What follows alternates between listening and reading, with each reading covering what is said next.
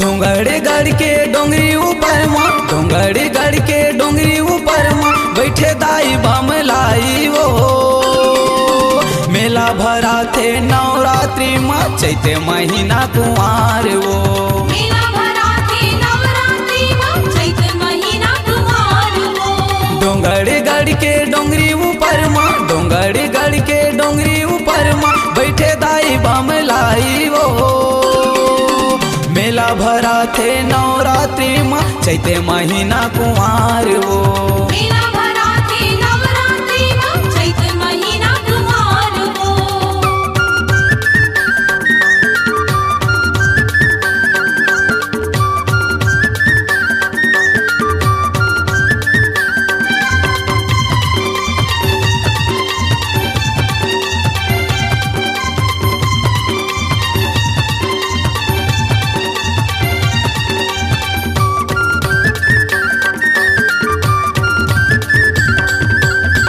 चुक लेते करे सिंगारी रूप गजब के दम के वो।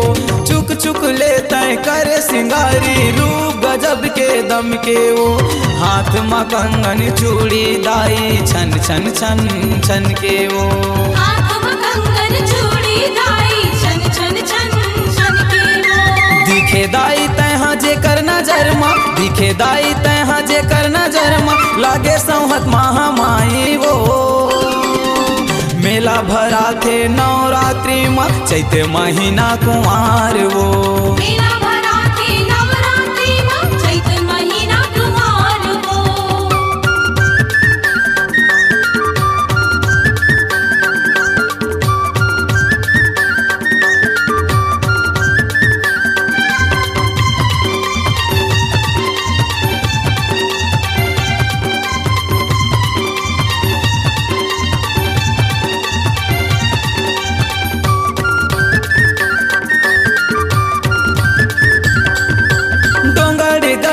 तोर दरस बर नर नारी घलवा थे वो।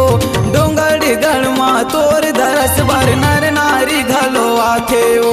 जला के दिया ना दाई तोर अंगना दर्शन ला तोर पाथे वो। जला के दिया ना दाई तोर अंगना दर्शन ला तोर पाथे वो। बैठे हबसते मंदिर भीतर माँ, बैठे हबसते मंदिर भीतर माँ छत्तीसगढ़ हिन दाई वो। मेला भरा थे नवरात्रि माँ चैते महीना कुंवार वो। मेला भरा थे नवरात्रि माँ चैत महीना कुंवार वो।